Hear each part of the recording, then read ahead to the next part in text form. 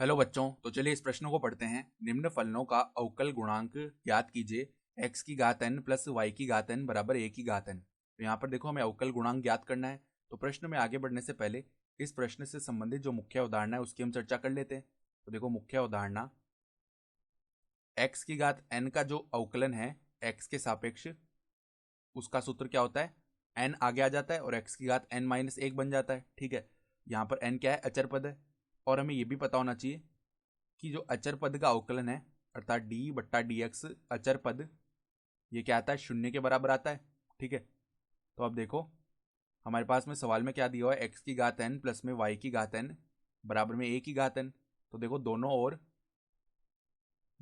ओर x के सापेक्ष अवकलन करने पर, एक्स के सापेक्ष अवकलन करने पर क्या बनेगा, पहले x की घात n का अवकलन किया तो n आगे आ जाएगा और x की घात n माइनस एक। फिर देखो y की घात n का अवकलन किया तो n आगे आ जाएगा y की घात n माइनस एक। फिर श्रृंखला नियम से पुनः y का अवकलन करेंगे x के सापेक्ष, तो dy बट्टा dx बन जाएगा।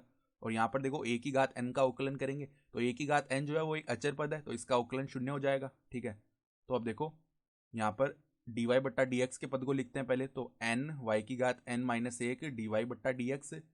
और ये जो x वाला पद है इसको हम इस तरफ भेजेंगे तो माइनस का हो जाएगा, तो माइनस एन एक्स की घात n माइनस एक। तो n से n भाग हो जाएगा दोनों तरफ, तो dy बट्टा dx का मान क्या बनेगा, dy बट्टा dx बराबर क्या बना, देखो हमारे पास में x की माइनस लिखेंगे पहले, x की घात n माइनस एक बट्टा में यहाँ पर क्या बनेगा, y की घात n माइनस एक।